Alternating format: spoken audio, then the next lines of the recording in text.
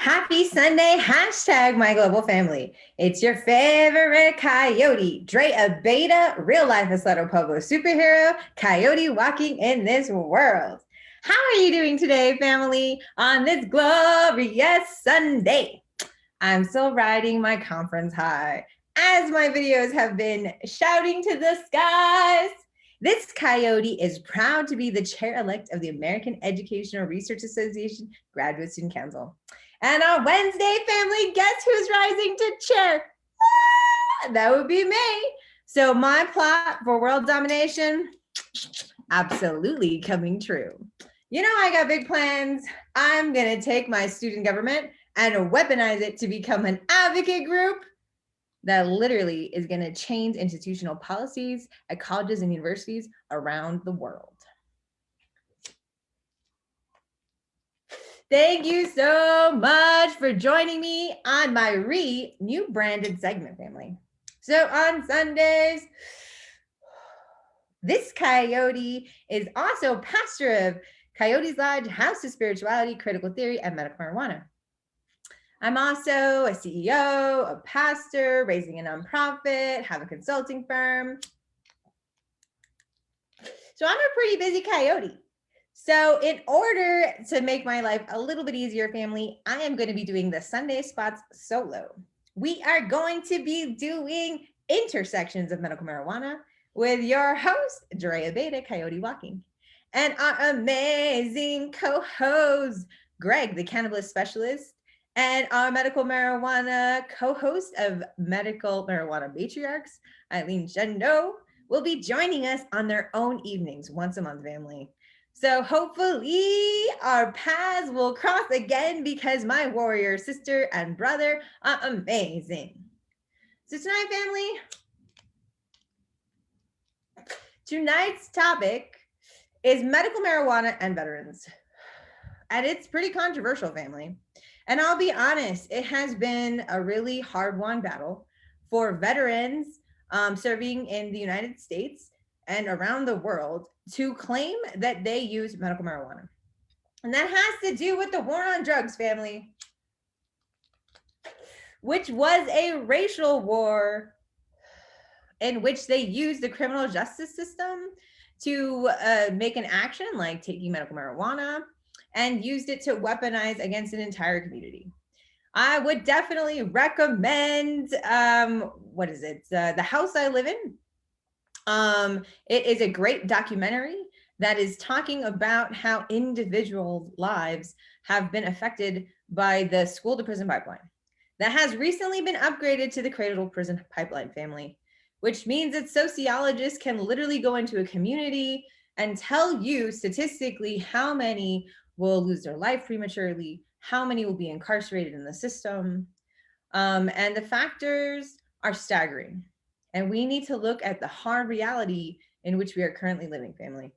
So, shout out to the state of New Mexico for passing legislation to legalize recreational marijuana.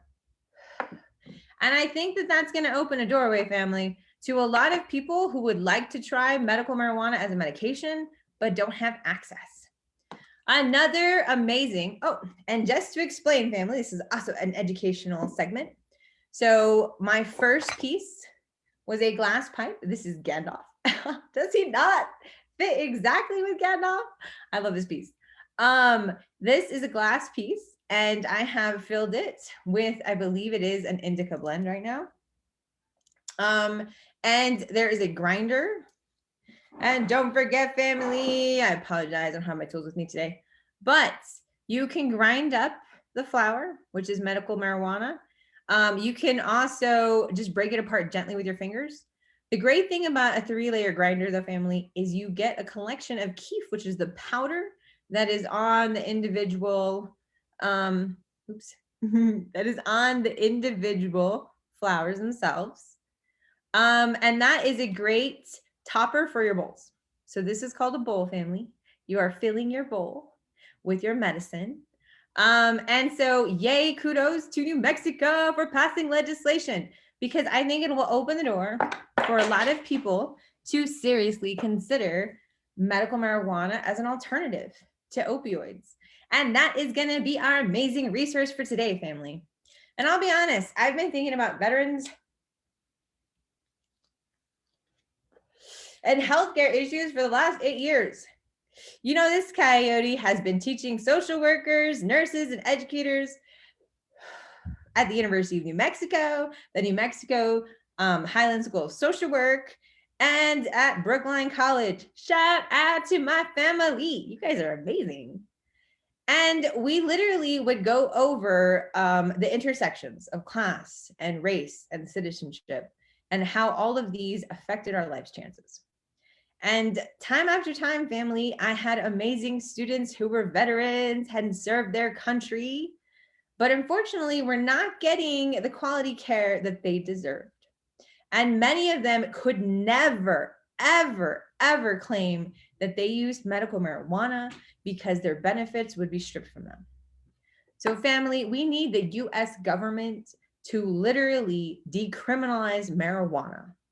It is still considered a Schedule I drug. It is still threatening to imprison people for the rest of their lives for a medicine, family. And you know, this coyote is a survivor of rape and molestation as a ramification of Indian boarding schools, police brutality in 2008, and upgraded me from anxiety to PTSD, as well as surviving an academic predator relationship 3 years ago that made me suicidal. I am medicated from the moment I wake up to the moment I go to sleep, family, because medical marijuana is not a drug. I don't get a high. I literally don't feel like upchucking breakfast. My anxiety and my PTSD, especially during COVID, needs any and every strategy I can call to make sure that I can be the superhero and international leader and doctoral candidate that we need. So I'm telling you, family, when you think of medical marijuana as just another drug, I would like for you to rethink that. And I would like for you to think of this coyote and question what you've been told by the institutions, by the man, by the capitalist system that profits off of imprisoning our community members. So right now, I am proud to be sharing 2 resources with you this evening, family. Let's go to our first resource, which is going to be from disabledamericanveterans.org, so DAV.org, and check out the Facebook posting, family, because I did put the links to both resources. We are going to be spending 3 minutes watching the amazing video that they've provided, but I'd just like to go over the web page. So they're asking if medical cannabis is legal. And it says over the past 2 decades, the legal status of medical marijuana in many states has evolved to reflect the shifting attitudes towards cannabis as a viable medicine. Currently, 33 states and the District of Columbia have state-approved medical marijuana programs, as do Guam, Puerto Rico, and the US Virgin Islands. 2 additional states have passed medical cannabis legislation that is expected to be fully implemented at a later date, while 7 states permit cannabinoid CBD oil, the non-psychoactive component in cannabis, for medical purposes only. So it literally is state by state, family. And I'm asking you, if this is medication, it sounds like a ridiculous conversation to be having. Are you going to tell diabetics that depending on the state they're living in, they can get access to insulin or not? That is the very same situation we are talking about now, family. Again, this is my life-saving medication and not a drug to be criminalized. Let's go ahead and watch the amazing resource that they've provided for us. I get so frustrated. My apologies, family. The title of this is Medical Cannabis as an Alternative to Opioids for Veterans, which again is another issue facing our society as we face the opioid crisis. Anytime I open up my web browser and I see stories of veterans who have either hurt themselves or tried to kill themselves or killed themselves because they're either loaded up on a huge cocktail of drugs or they fall through the cracks of the VA or the system that's in place that is supposed to be there to help them.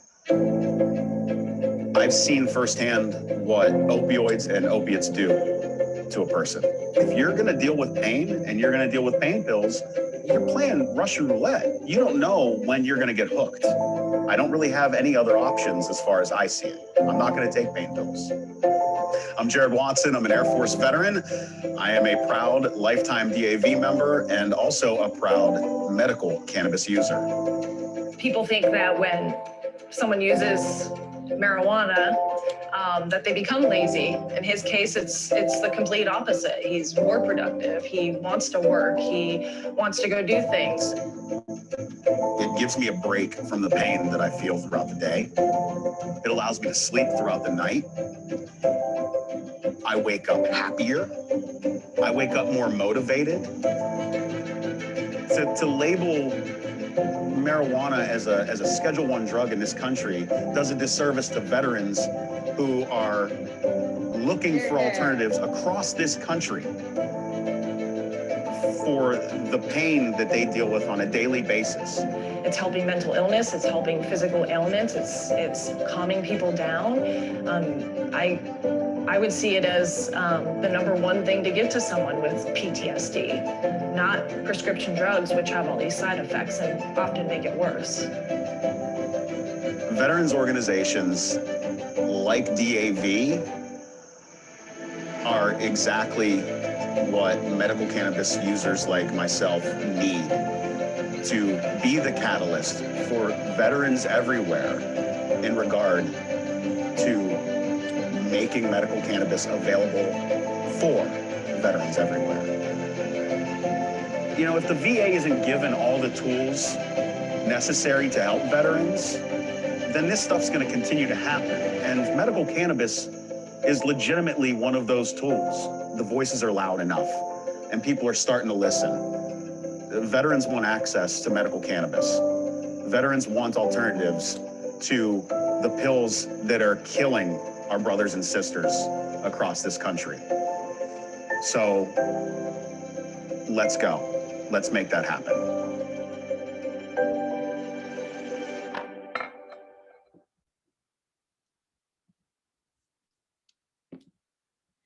Thank you so much to DAV.org for all of the amazing work that they do. The Disabled American Veterans Organization is a backbone institution that literally advocates for what our veterans need now. I would like for you to think of our amazing spokesperson who was just featured in that video, to think of myself, to think of your loved ones who have been affected by trauma in all of its various forms. I'll be honest, family, during the global pandemic, my PTSD has been hard to manage. And I'm still grateful to all of the people who have lifted me up. But without medical marijuana, honestly, I wouldn't be able to do half of the things that I do. So please, let's think of alternative ways of healing, communicating, and loving each other, because we have the rest of our lives to plot, our future children to upraise. And let's be honest, I am ready to go, family. Let's go out there and make some change. Mwah! I love you all. This Coyote's off to cause trouble somewhere else.